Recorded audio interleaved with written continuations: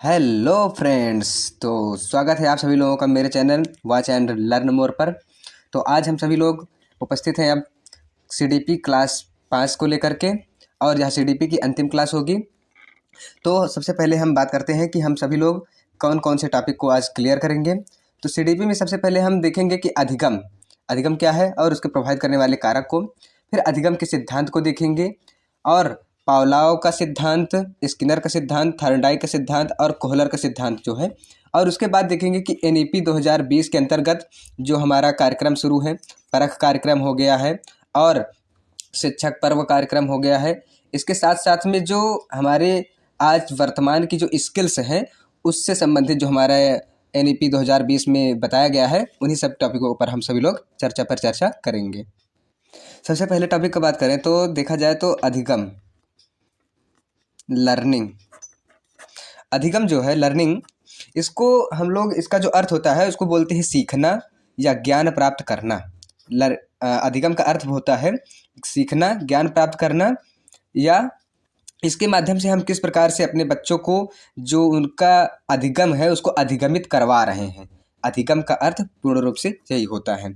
अब इसके साथ जो इसको प्रभावित करने वाले कारक होते हैं तो उसको अगर हम देखें तो अधिगम को प्रभावित करने वाले कारक बहुत ही ज़्यादा हैं। उसमें जैसे मुख्य रूप से देखा जाए तो प्रेरणा, जिसको हम सभी लोग मोटिवेशन समझते हैं, प्रेरणा हो जाती है।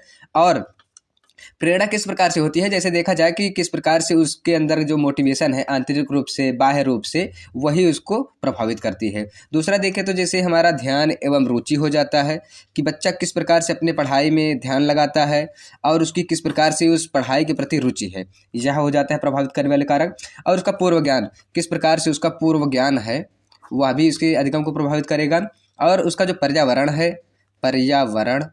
वह भी उसको प्रभावित करेगा, आसपास का जो वातावरण है वो। और शिक्षक का जो विधि होता है, शिक्षण विधि जो होती है वह भी बहुत ही इफेक्टिव होती है हमारे अधिगम को प्रभावित करने के लिए। और मानसिक स्वास्थ्य अधिगम को प्रभावित करती है, शारीरिक स्वास्थ्य प्रभावित करती है, और मुख्य रूप से देखा जाए तो सामाजिक जो लगाव होता है, जो सामाजिक संरक्षण मिलता है, सामाजिक व्यवहार, यह बच्चे के अधिगम को प्रभावित करने में सबसे बड़ी अपना जो है योगदान देते हैं। अब हम सभी लोग देखें तो दूसरा चैप्टर जो हमारा था अधिगम के प्रमुख सिद्धांत। अधिगम के प्रमुख सिद्धांत देखा जाए तो पहला सिद्धांत जो आता है व्यवहारवादी सिद्धांत। पहला सिद्धांत कौन सा आता है? व्यवहारवादी सिद्धांत। व्यवहारवादी सिद्धांत के अंतर्गत देखा जाए तो इसमें जो हम लोग देखते हैं कि व्यवहारवादी सिद्धांत में किस प्रकार से बच्चे के अंदर जो व्यवहार है वह परिवर्तन हो रहा है आसपास के वातावरण को देख करके, और उसका जो हाव भाव है, बिहेवियर है, वह किस प्रकार से है, यही हमारे व्यवहारवादी सिद्धांत के अंतर्गत आता है। व्यवहारवादी सिद्धांत में अगर देखें तो मुख्य रूप से बीएफ स्किनर आते हैं और जॉन वाटसन। व्यवहारवादी सिद्धांत में ये दोनों हमारे मनोवैज्ञानिक आते हैं। अब दूसरा देखा जाए तो प्रेक्षण का सिद्धांत जो है हमारा, प्रेक्षण के सिद्धांत में यदि हम देखें तो समझ सकते हैं कि प्रेक्षण का सिद्धांत जो है उसमें दूसरों को देख करके सीखने की जो हमारे अंदर गुण होता है वह आता है प्रेक्षण सिद्धांत में। और सबसे पहले इसमें जो अल्बर्ट बंडूरा इन्होंने बताया था कि जो हमारा प्रेक्षण का सिद्धांत है वह दूसरों को देख करके सीखने में बहुत ही ज़्यादा व्यवहारिक रूप से कार्य करता है। तीसरा संज्ञानात्मक हमारा जो सिद्धांत है, संज्ञानात्मक सिद्धांत में हम सब लोग देखते हैं कि मानसिक रूप से कितना हम अपने आप को विकसित कर पा रहे हैं, हमारा जो कॉग्निटिव डेवलपमेंट है वो कितना अच्छे तरीके से हो पा रहा है, और इसी के साथ साथ हम अपने जो हमारा ज्ञान है, जो हमारा नॉलेज है, उसको हम कितना अच्छे तरीके से समझते हैं, याद रखते हैं और उसको अपने व्यवहार में हम लोग लागू करते हैं। इसके अंतर्गत देखा जाए तो जीन प्याजे और लेव वाइगोत्स्की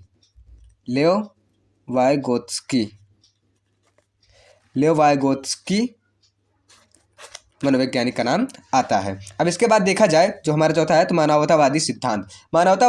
के अंतर्गत हम लोग देखते हैं कि हमारे अंदर कितना अनुभव है, कितना ज़्यादा हमारे आत्म वास्तविकता है कि हम इसके माध्यम से ही हम दूसरों के अंदर जो अपना विकास का सिद्धांत है उसको स्थापित करते हैं और यह समझने का प्रयास करते हैं कि मानवतावादी सिद्धांत में जो लोगों के बिहेवियर होते हैं, जो उनका पूर्व ज्ञान होता है, जो उसके अनुसार ही हम कितने वास्तविक रूप से रहते हैं और उसी के माध्यम से हम अपने आप को स्थापित करते हैं। तो इसमें देखा जाए तो जो प्रमुख वैज्ञानिक है उसमें प्रमुख वैज्ञानिक रूप में कार्ल रोजर्स हैं, कार्ल रोजर्स और कार्ल रोजर्स के साथ साथ में एब्राम मास्लो। इसके बाद हम सभी लोग चलते हैं अपने इस टॉपिक पावलोव के सिद्धांत में।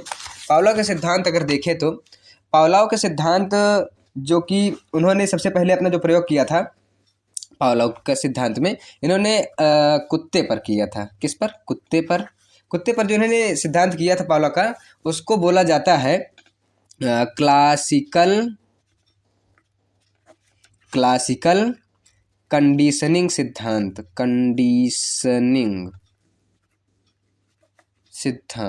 ठीक है, कंडीशनिंग सिद्धांत, क्लासिकल कंडीशनिंग सिद्धांत बोला जाता है। और इसमें देखा जाता है कि जो एक उत्तेजना है, एक उत्तेजना कैसे एक प्रतिक्रिया से जोड़कर सीखने में मदद करती है, कैसे हमको सीखने में मदद करती है। जो क्लासिकल कंडीशनिंग सिद्धांत है उसमें एक उत्तेजना जो हमारी होती है कैसे एक प्रतिक्रिया के माध्यम से जोड़ करके हमको सीखने में मदद करती है, यही हमको इसमें देखने को मिलता है। अब जैसे देखा जाए कुत्ते पर जो इन्होंने प्रयोग किया था तो उसमें एक कहानी आती है कि कैसे कुत्ते पर प्रयोग किया था। तो उन्होंने कुत्ते को एक बार खाना दिया और उसका जो है सलाइवा अर्थात सलाइवा जो है वो बाहर आ जाता है। जब सलाइवा बाहर आ जाता है अर्थात लार जिसे बोला जाता है, वो बाहर आ जाता है। उसके बाद वो फिर खाना जब देते हैं तो घंटी भी बजाते हैं खाना के साथ में, ये चीज़ें करते हैं। कुछ दिनों पश्चात वह खाना नहीं रखते हैं लेकिन घंटी बजा देते हैं, तो भी उसके अंतर्गत क्या आ जाता है, सलाइवा लार आ जाती है। तो इससे ये देखा जाता है कि किस प्रकार से वह अपने आप को सीख रहा है, क्लासिकल तरीके से वह सीख रहा है। इसके बाद अगर हम देखें तो स्किनर का सिद्धांत, इनके सिद्धांत को हम सभी लोग जानते हैं कि ऑपरेट कंडीशनिंग सिद्धांत बोलते हैं। ठीक है, ऑपरेट से बोलते हैं। इसमें तीन मुख्य रूप से शब्द आते हैं। पहला प्रबलन, दूसरा हो जाता है दंड और तीसरा हो जाता है शेपिंग। ये शब्द मुख्य रूप से आते हैं। अब प्रबलन के अंदर क्या आता है कि जैसे कि जो बच्चा है जो सीख रहा है या जिस पर इन्होंने जैसे चूहों पर इन्होंने प्रयोग किया था अपना, तो उसके ऊपर देखे हैं कि चूहे कितने व्यवहार तरीके से अपना जो कार्य कर रहे हैं। अगर उनका व्यवहार सही है तो वो अपने आप को आगे बढ़ाते चले जा रहे हैं। और उनके अंदर जो दंड की प्रक्रिया रखी जाती है कि अगर वह बुरे तरीके से अपने व्यवहार को कर रहे हैं तो उनको दंड दिया जाता है। और शेपिंग किस प्रकार से वो अपने जो उनका व्यवहार है उसमें निर्माण कर रहे हैं, यही शब्द इसमें देखा जाता है। इसमें प्रश्न बन सकता है कि स्किनर का जो सिद्धांत है उसके अंतर्गत जो 3 शब्द हैं वो कौन कौन से हैं, अब इसको देख लेना है। और इन्होंने अपना प्रयोग चूहों पर किया था। अब इसमें देखा जाता है तो कि जितना व्यवहार का परिवर्तन जो होता है उनका, अगर व्यवहार में उनके परिवर्तन हो रहा है तो वह हमेशा सकारात्मक रूप से आगे बढ़ते चले जाएंगे। और जो इनके सिद्धांत का मुख्य उद्देश्य था कि सकारात्मकता को बढ़ावा देना, व्यवहार में वृद्धि करना और जो लोगों के या जो बालकों में बुराई है उसको कम करना, उनके अंदर जो कमियां हैं उनको दूर करना, यही इनका पूरा मुख्य उद्देश्य था। इसके बाद अगर हम देखें तो हमारा जो थॉर्नडाइक का सिद्धांत है, थॉर्नडाइक के सिद्धांत में पजल बॉक्स एक रखा जाता है। पजल बॉक्स होता है। और इन्होंने जो अपना प्रयोग किया था वह बिल्ली पर किया था, बिल्ली पर।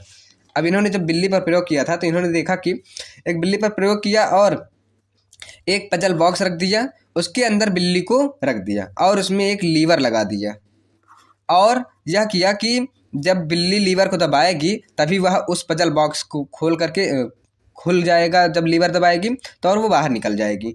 इसी प्रकार वह बिल्ली उछल कूद खूब करती रहती। अचानक में उसका पैर जो है लीवर पर पड़ जाता है और ये बॉक्स खुल जाता है, वो बाहर चली जाती है। इसी प्रकार कई दिनों तक चलता रहता है और एक समय ऐसा आता है कि बिल्ली जो है डायरेक्ट इतना समझ जाती है कि लीवर पर अगर मैं दबाऊंगी पैर तो मैं निकल जाऊंगी। तो जो थर्डाई का सिद्धांत था इसमें यही था कि बिल्ली पर इन्होंने प्रयोग किया, पजल बॉक्स के अंदर उसको रख करके और लीवर के प्रयोग के माध्यम से ये हो गया। इसके बाद अगर हम देखें तो हमारा जो कोहलर का सिद्धांत है, इन्होंने जो है अपने सिद्धांत जो है इनको बोला जाता है गेस्टाल्ट का सिद्धांत और दूसरा बोला जाता है अंतर्दृष्टि का सिद्धांत। ठीक है, अंतर्दृष्टि का सिद्धांत। अब इसमें जो है देखा जाता है जो इन्होंने प्रयोग किया था चिंपैंजी पर किया था और इसमें अगर देखते हैं समझते हैं हम तो कैसे चिंपैंजी को इन्होंने समझाया। जो प्रयोग किया था उसमें एक केले को ऊंचाई पर रख देते हैं और उस पर कुछ बॉक्स रख देते हैं। एक केला का रख देते हैं और उस पर कुछ बॉक्स रख देते हैं ऐसे। उसके बाद उनको बंद कर देते हैं। अब क्या होता है कि जो समस्या समाधान करना है इनको चिंपैंजी को कि किस प्रकार से मैं अपनी भूख मिटाऊं, तो वह देखता है कि बॉक्स जो पड़े हैं उसी बॉक्स को एकत्रित करता है ऐसे और इसी पर चढ़ करके केले को प्राप्त कर लेता है। तो यह देखते हैं कि किस प्रकार से चिंपैंजी जो है अपने समस्या के समाधान को कर ले जाता है। अब हम सभी लोग अपने जो चैप्टर है आगे NEP की तरफ चलते हैं। NEP 2020 इसके विषय में चर्चा करते हैं अगले पेज पर। NEP 2020 को समझने है तो हमको सबको देखना पड़ेगा कि NEP जो है national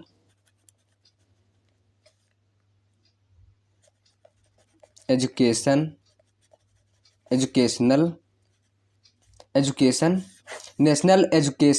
policy 2020। National education policy 2020। अब इसमें हम लोग देखेंगे तो सबसे पहले यह समझेंगे कि राष्ट्रीय शिक्षा नीति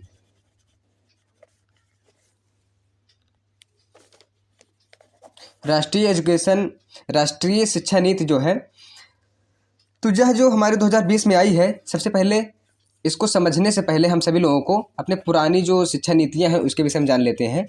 तो सबसे पहले देखा जाए तो सबसे पहली जो हमारी शिक्षा नीति आई थी 1968 में आई थी। 1968 में जो कि कोठारी आयोग की सिफारिश पर आई थी। कोठारी आयोग 1964-66 इसके उसमें आई थी। और जो दूसरी हमारी शिक्षा नीति आई थी 1988 में, जिसमें कि हमारे जो राजीव गांधी जी थे उस समय, राजीव गांधी जी प्रधानमंत्री जी के काल में आई थी। और इसी को जब संशोधित किया गया था, तब 1992 में POA प्रोग्राम ऑफ एक्शन लाया गया था इसके माध्यम से। अब इसमें देखा जाए तो जो हमारा NEP 2020 के विषय में, तो इसकी अध्यक्षता जो की थी सबसे पहले हम देख लेते हैं डॉक्टर के कस्तूरी रंजन जी ने किया था। और इन्हीं की अध्यक्षता में जो इसका रिपोर्ट है 31 मई 2019 को प्रस्तुत किया गया था। और हमारे जो केंद्रीय मंत्रिमंडल से इसको मंजूरी मिली थी, वह मंजूरी 29 जुलाई 2020 को मिली थी। अब इसमें देखा जाए जो यह था हमारा NEP, इसमें सबसे पहले जो MHRD अर्थात मिनिस्ट्री ऑफ ह्यूमन रिसोर्स को बदल करके शिक्षा मंत्रालय कर दिया गया है। शिक्षा मंत्रालय कर दिया गया। अब इसमें देखा जाए तो ये जो शिक्षा मंत्रालय बदला हुआ था 2019 में हुआ था। और आगे देखा जाए तो शिक्षा मंत्रालय का जो कार्य था सबसे पहले कौन करता था? MHRD। मौजूदा जो हमारी अकादमिक संरचना है वो 10+2 थी। इन 10+2 को बदल दिया गया है। तो 10+2 में जो देखा जाता था कि इसमें जो थी स्कूली शिक्षा थी और इसमें होती थी उच्च माध्यमिक शिक्षा। उच्च माध्यमिक शिक्षा होती थी हमारी। ये हो गया। अब आगे देखा जाए तो जो हमारी नई अकादमिक संरचना है, नई अकादमिक संरचना में 5+3+3+4 का फार्मूला लागू होता है, का फॉर्मेट लागू होता है। अब इसमें देखा जाए तो जो हमारा 5+3+4 का जो 3+4 का जो फार्मूला है, उसमें जो पहला है 5, इसको बोला जाता है 3 से 8 वर्ष के लिए, और यह मूलभूत चरण होता है। कौन सा? मूलभूत चरण। दूसरा जो हमारा है 3 वर्ष का, उसमें होता है 8 से 11 वर्ष के छात्र, और इसको बोला जाता है प्रारंभिक चरण। प्रारंभिक चरण। इसके बाद जो हमारा 3 वर्ष का दूसरा है, उसमें होते हैं 11 से 14 वर्ष के छात्र, जिसको बोल दिया जाता है मध्य चरण। इसके बाद जो हमारे आ जाते हैं 4 वर्ष के लिए, 14 से 18 वर्ष के लिए, इनको बोल दिया जाता है माध्यमिक चरण के लिए। माध्यमिक चरण के लिए। अब इसमें देखा जाए तो किस प्रकार से जो बदलाव हमारे हुए हैं इसके अंतर्गत, अब इसमें क्या होगा, क्या हमारे लिए अध्ययन का जो क्राइटेरिया है उसमें निर्धारित किया गया है। एक बात और देखा जाता है कि जो मूलभूत चरण है, इसमें भी 2 प्रकार कर दिया जाता है। 2 प्रकार किस प्रकार से करते हैं, जैसे देखा जाए तो एक कर देते हैं हमारा जो 3 साल की एज वाले बच्चे होते हैं, उनके लिए कर देते हैं आंगनवाड़ी।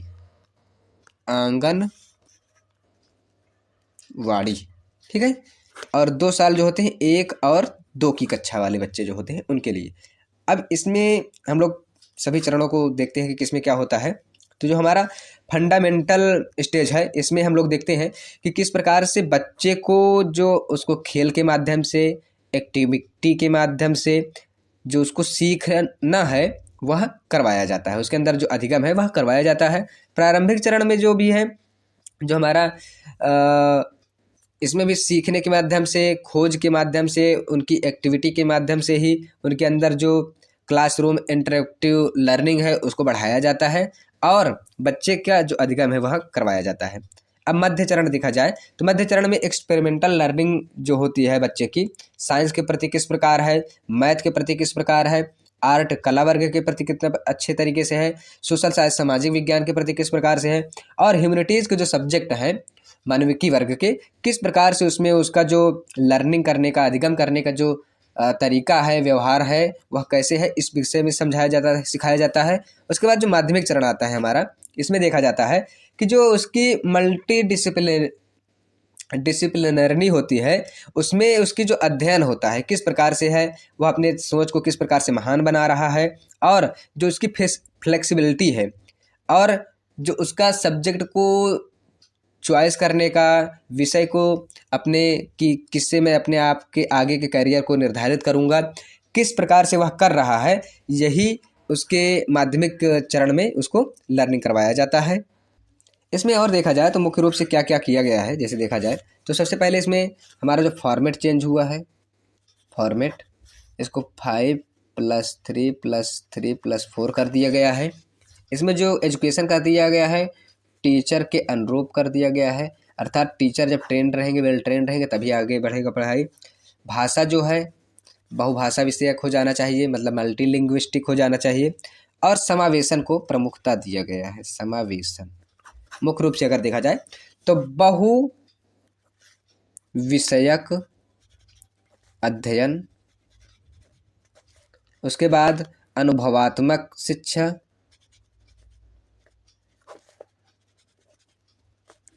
गतिविधि आधारित शिक्षा, उसके बाद समग्र विकास से संबंधित जो है शिक्षा दी जानी चाहिए।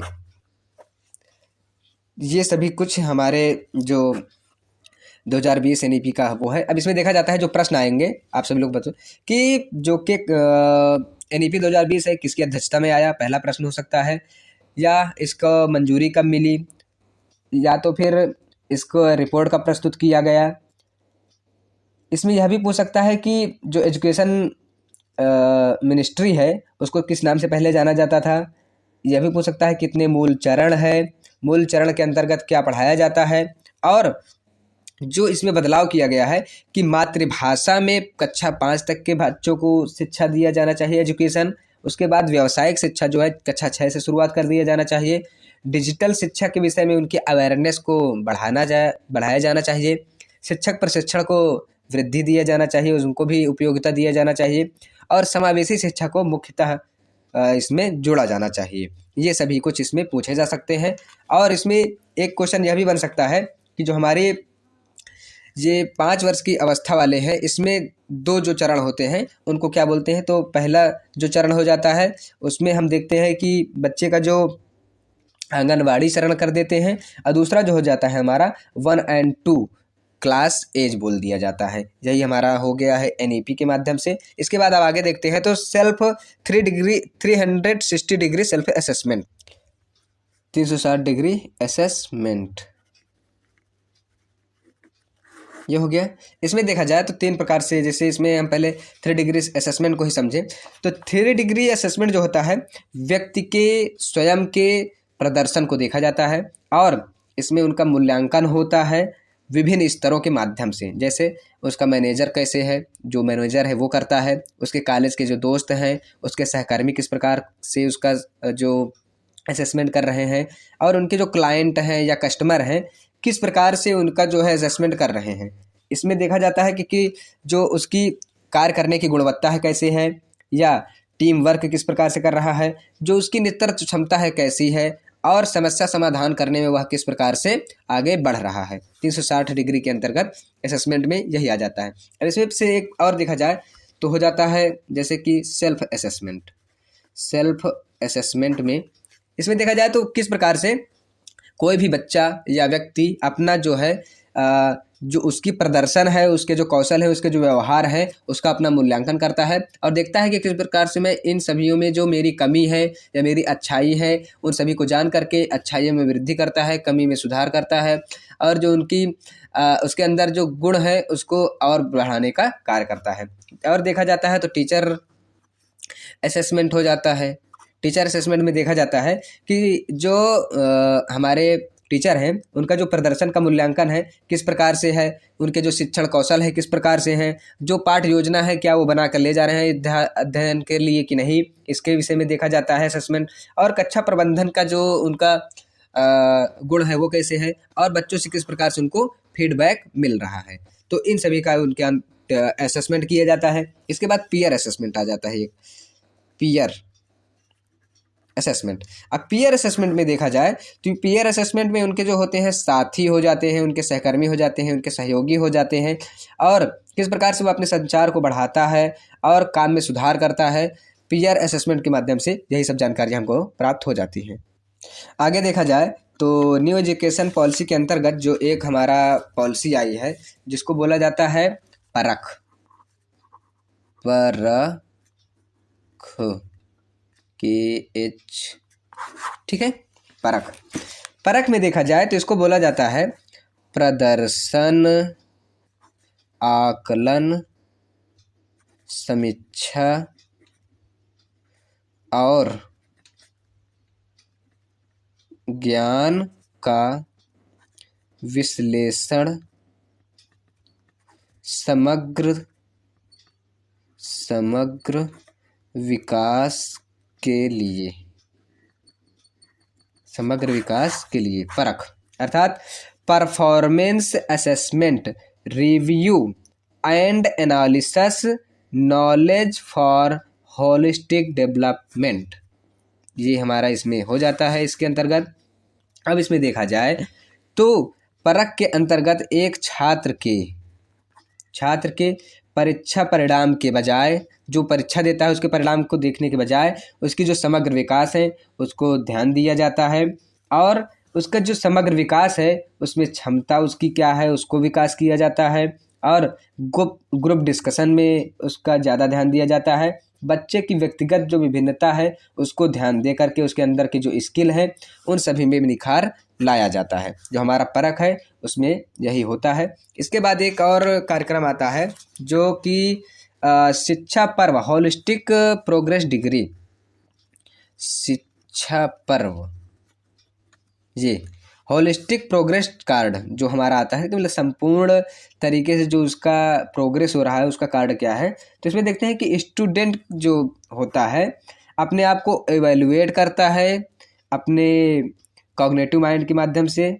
इफेक्टिव तरीके से, और किस प्रकार से उसका जो डोमेन है फिजियोमोटर किस प्रकार से गति कर रहा है, इन सभी के विषय में इसमें शिक्षा पर्व के माध्यम से ध्यान दिया जाता है। इसमें अगर हम सभी लोग ध्यान देखें तो कैसे उसका जो देखा जाता है कि किस प्रकार से वह अपने करिकुलर के जो कंटेंट है उसको बढ़ा रहा है, उसमें से क्रिटिकल थिंकिंग कर रहा है, और जेंडर इंक्लूजन फाउंड कर रहा है, उसमें जो उसके जो ग्रेड हैं उसको कैसे समझ रहा है, और करिकुलर का जो कोर है उसके कंसेप्ट को समझ पा रहा है कि नहीं समझ पा रहा है, पेडागोजी जो है उसको समझ लेता है कि नहीं, लर्निंग स्कूल होलिस्टिक अर्थात स्कूल की जो संपूर्ण जानकारी उसको समझ पा रहा है कि नहीं, इंटीग्रेटेड इंजॉयबल एंड इंगेजिंग के तरीके से वह अपने जो करिकुलर है उसके अनुसार समझ पा रहा है कि नहीं, recognising, identifying and postering the unique capabilities of H students, वो यह देखना चाहता है कि किस प्रकार से जो हर एक बच्चे का क्षमता है, आइडेंटिटी है, पहचान है, उसकी अलग अलग है, इसको भी समझने लगता है, और रिस्पेक्ट डाइवर्सिटी करता है, सभी के जो विभिन्नता है उसको रिस्पेक्ट देता है, और क्वाइट इंक्लूजन करता है, अपने आप को जेंडर आइडेंटिटीज के तरीके से नहीं दिखाता है, सोशल कल्चर को बढ़ावा देता है, और जियोग्राफिकल मानचित्रण तरीके से अपने आप को पढ़ता है, डिसेबिलिटीज़ को वह अपने अंदर लागू नहीं होने देता है, और सोशियो इकोनॉमिकल कंडीशन जो होती है उस पर भी अपने आप को हावी नहीं होने देता है, और जो लैंग्वेज है उस पर वह बहुत अच्छे तरीके से ध्यान देता है। इसमें मोर लैंग्वेज अर्थात लिंग्विस्टिक, मल्टीपल लिंग्विस्टिक के विषय में वह जानकारी करने लगता है, अपनी मातृभाषा में सीखता है, और ऑप्शनल लैंग्वेज भी चूज करता है, 3 लैंग्वेज फार्मूला का प्रयोग हो जाता है, मल्टी लैंग्वेज फ्लेक्सिबिलिटी का प्रयोग हो जाता है, और इंडियन साइन लैंग्वेज का भी उसमें प्रयोग होने लगता है। अब इसमें जैसे हम देखें कि जो परख शिक्षा पर्व है, शिक्षा पर्व के अंतर्गत जो मैंने अभी बताया, इन सभी तरीके से वह बच्चा अपने आप को socially and economically disadvantage group के तरीके से नहीं देखता है, अपने आप को संपूर्ण तरीके से वह समृद्ध तरीके से देखता है, और अपने अंदर किसी भी प्रकार की कोई जो कमियां हैं उसको ना देख करके आगे बढ़ने के लिए हमेशा प्रेरित रहता है। इसके बाद आ जाता है 21st सेंचुरी स्किल्स, मतलब जैसे कि 21वीं सदी के 21st सेंचुरी स्किल्स, ठीक है। इसमें देखा जाए तो हम देखें तो इसमें टोटल 12 तरीके से इसमें दिया गया है 21st सेंचुरी स्किल्स में। तो पहला जो आ जाता है हमारा थिंकिंग है, और दूसरा है हमारा जो आ जाता है क्रिएटिविटी आ जाती है, क्रिएटिविटी। तीसरा देखा जाए तो कोलैबोरेशन।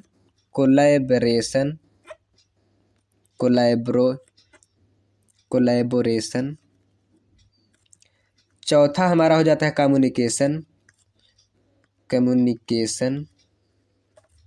पांचवा हमारा आ जाता है सूचना परख अर्थात इंफॉर्मेशन लिटरेसी। छठवां देखा जाए तो मीडिया लिटरेसी। सातवां अगर हम लोग देखें तो टेक्नोलॉजी लिटरेसी। आठवां देखें तो इसमें हम लोग देखते हैं लीडरशिप हो जाता है उसका, लीडरशिप। नौवां देखें तो इसका जो इनिशिएटिव आ जाता है, इनिशिएटिव हो जाता है। और आगे देखें इसमें तो जो हमारा 10वां हो जाता है प्रोडक्टिविटी, उत्पादकता, प्रोडक्टिविटी। 11वां देखें तो सोशल स्किल।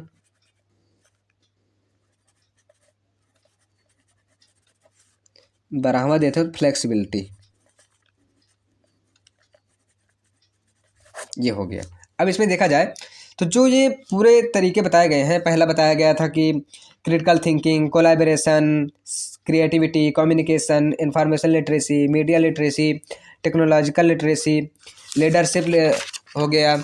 उसके बाद जब देखते हैं हम लोग कि initiative, productivity, social skills and flexibility, इसके अंदर जो देखा जाता है सबसे मुख्य रूप से कि कैसे क्रिटिकल थिंकिंग के अंतर्गत वह अपने जो लॉजिकल है उसके अंदर जो तर्कपूर्ण भाषा, उसका अदला बदली करता है, डिबेट करता है, क्वेश्चन पूछता है और अपने जो गैप फिल है उसको वो करता है और कहता है कि क्रॉस क्वेश्चन करो तभी हम समझेंगे। ये उसके क्रिटिकल थिंकिंग में आ जाता है। फिर इनोवेशन में जैसे खोज किस प्रकार से करता है, project based learning, virtual reality कर लेता है, टू इज इनफ कर देता है, लेट देन फ्री कर लेता है, गिव द ए ब्रेक कर लेता है। कोलैबोरेशन में देख लेते हैं कि जैसे save the last word for me, अपने आप को प्रयोग कर लेता है, हैंड्स और प्रोजेक्ट कर लेता है, चैन गेम कर लेता है, सर्च टू विन कर लेता है। और वह उसके बाद कम्युनिकेशन में देखता है कि कैसे किस प्रकार से उसको बोलना, अपनी इसके जो संप्रेषण कौशल है उसका, जो बात करने की किस प्रकार से करता है, अपने फीलिंग को इम्पोर्टेंट देता है, टॉक करता है, अपने से बात करता है, साइलेंस टॉक करता है और स्टूडेंट क्लास अपने आप को तरीके से समझता है। फिर इसमें देखता है इंफॉर्मेशन लिटरेसी, मीडिया लिटरेसी में जैसे कि अपने आप किस प्रकार से एक ऐप को डिजाइन करने के विषय में जानकारी प्राप्त कर रहा है, या तो वेबसाइट को तैयार कर रहा है, या तो पीपीटी बना रहा है, कैसे वो सोचता है कि मैं कितना जानूँ, कितना हाउ टीच लर्न कॉपी करता है, दूसरे के ज्ञान को देख करके सीख लेता है। उसके बाद फ्लेक्सिबिलिटी अडेप्टेशन कर लेता है, लचीलापन अपने अंदर ला लेता है और स्वीकारता उसके अंदर आ जाती है। और डिफरेंस यूज तो हाउस वेल आइटम्स कर लेता है, मतलब किस प्रकार से अपने जो घर के तत्व हैं वो वस्तुएं हैं उसका किस प्रकार से प्रयोग करें। मेकअप ए न्यू गेम, अपने लिए एक अच्छे तरीके से गेम तैयार कर लेता है और वह प्ले क्लासरूम का प्रयोग कर लेता है। इसमें देखा जाए तो जैसे कहते हैं ना कि राष्ट्रीय शिक्षा नीति 2020 में प्रस्तावित बदलाव क्या था, तो सबसे बड़ा बदलाव क्या था, मानकीकरण से लचीलापन, ये हमारा उसमें सबसे बड़ा वो था। और देखा जाए तो एक प्रश्न जैसे मैं पूछ लूं सभी लोगों से कि किस प्रकार से आप लोग इसका उत्तर देंगे। जो हमारा एनईपी है उसका जो इस समय का क्रम है वो क्या है, तो आप लोग क्या बताएंगे, 5+3+3+4। अब एक आ जाता है परासंज्ञान।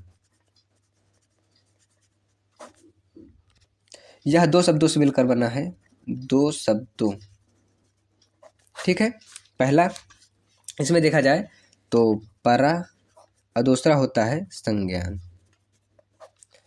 परा को बोल दिया जाता है बियॉन्ड, के परे होना, और संज्ञान को बोल दिया जाता है मेंटल थिंकिंग या तो स्किल्स, हमारे जो गुण हैं वो सब चीज़ें। अब इसमें देखा जाए तो संज्ञान के परे सोचना, प्लान करना, मूल्यांकन करना ही क्या हो जाता है हमारा परासंज्ञान। अब क्वेश्चन अगर आएगा परासंज्ञान के अंतर्गत क्या चीज़ होता है, तो हम किसी भी चीज़ के परे सोचते हैं, किसी चीज़ के परे हम प्लान करते हैं, अपना मूल्यांकन करते हैं। थिंकिंग अबाउट थिंकिंग, अर्थात सोच के ऊपर सोच करते हैं। अवेयरनेस अबाउट अवेयरनेस, जानकारी के ऊपर हम जानकारी करते हैं। एसेस द टास्क, अपने कार्य को लेते हैं और उसको बहुत अच्छे तरीके से इवेल्युएट करते हैं, उसके स्ट्रेंथ को जानते हैं और उसकी जो वीकनेस है उसमें हम जान करके अपने आप को आगे बढ़ाने का प्रयास करते हैं। फिर प्लान द अप्रोच, और अपने जो प्लान है हमारा उसका क्या अप्रोच होना चाहिए इसके विषय में सीखते हैं। अप्लाई स्ट्रेंथ, और हमारा जो हमारे अंदर क्षमता है उसको हम अप्लाई कर देते हैं। फिर उसके बाद देखते हैं तो रिफ्लेक्ट, किस प्रकार से हमको रिफ्लेक्शन उसके तरफ से दिखाई देता है। और फिर हम एसेस द टास्क कर लेते हैं। इसी को हम लोग क्या कर लेते हैं, मेटा कॉग्निशन साइकिल कहते हैं। मेटा कॉग्निशन साइकिल, जैसे इसमें मेटा कॉग्निशन साइकिल में क्या क्या होता है, एसेस द टास्क, अपने कार्य को वो कर लेता है। इसके बाद इवेल्युएट स्ट्रेंथ एंड वीकनेस, अपने जो उसके क्षमता है उसका जानकारी करता है और जो उसकी कमजोरियां हैं उसको। फिर देखता है कि प्लान द अप्रोच, और प्लान बनाता है इसके ऊपर। और उसके बाद अप्लाई स्ट्रेंथ, और अपनी जो क्षमता है उसके ऊपर वो अप्लाई करता है। उसके बाद देखता है रिफ्लेक्ट, किस प्रकार से उसको जो रिफ्लेक्शन प्राप्त होता है, यह चीज़ें इसमें होता है। इसी को बोलते हैं मेटा कॉग्निशन साइकिल, परासंज्ञान साइकिल चक्र। अब आगे देखा जाए तो इसी में awareness and understanding of one's own those process. इसके अंतर्गत हम सबसे ज़्यादा देखते हैं कि किस प्रकार से जानकारी करता है और उसको अंडरस्टैंड समझदारी अपने ऊपर लाता है। For important points and metacognition, इसमें देखा जाता है कि किस प्रकार से जो 4 तत्व हैं उसको हम देख लेते हैं। पहला होता है प्लान और ऑर्गेनाइजेशन, प्लान और ऑर्गेनाइज। दूसरा देखते हैं तो मॉनिटर योर ओन वर्क। उसके बाद देखते हैं डायरेक्ट योर लर्निंग। उसके बाद है सेल्फ रिफ्लेक्शन जी चीज़ें। अब इसमें देखा जाए तो ये जो 4 तत्व हैं आ जाएगा परासंज्ञान के अंतर्गत कौन कौन से तत्व आते हैं, तो यही सब तत्व हो जाते हैं। अब आप सभी लोगों से हम प्रश्न पूछते जा रहे हैं, 2-3 प्रश्न पूछेंगे, उसका आप लोग उत्तर देख लीजिएगा। जैसे कि स्वयं के ज्ञाता होने का ज्ञान या जागरूकता क्या दर्शाता है, तो क्या दर्शाता है? अधिसंज्ञान दर्शाता है। और क्वेश्चन जैसे देख लें कि परासंज्ञान या अधिसंज्ञान क्या होता है, तो परासंज्ञान अपनी खुद की सोच के बारे में सोचने की प्रतिक्रिया ही परासंज्ञान या अधिसंज्ञान होती है। अब जैसे हम देखें कि जो हम लोग देखते हैं कि समालोचनात्मक चिंतन में क्या क्या शामिल होता है, तो समालोचनात्मक चिंतन में परासंज्ञान शामिल होता है, उसके बाद विश्लेषण शामिल होता है और मनन शामिल होता है। ये 3 चीज़ें उसमें मुख्य रूप से शामिल होती हैं। दोस्तों तो आज की क्लास यहीं समाप्त करते हैं। आप सभी लोगों को जो सीडीपी के चैप्टर थे वो क्लियर कर दिए गए हैं और सीडीपी से संबंधित महत्वपूर्ण प्रश्न जो हैं आप सभी लोगों को जल्द से जल्द मैं करवा दूंगा। लगभग 50 प्रश्न करवा दूंगा। तो 50 प्रश्न में आप लोग अगर उसको कर ले जाएंगे तो आपके जो सीडीपी के 30 क्वेश्चन है उसमें आपको बहुत ही हेल्पफुल होंगे। और जो मैंने आपको बताया है उसको पूरा नोट कर लीजिएगा आप सभी लोग और क्लास देख लीजिए अच्छे तरीके से। और आप लोगों का जो 90+ क्राइटेरिया है मार्क्स लाने का, उसको मैं मेरे जितने भी क्लास पढ़ाया हूँ उसको आप लोग देखते जाइए, जिसके माध्यम से आप सभी लोग अपने जो सीटेट का क्राइटेरिया उसको प्राप्त कर जाएंगे। तो आप सभी लोगों से यही कहना होगा कि मेरे इस वीडियो को आप ज़्यादा से ज़्यादा शेयर करिए, कमेंट करिए और मेरे चैनल को सब्सक्राइब करिए। इसके साथ इसी शब्दों के साथ जय हिंद दोस्तों।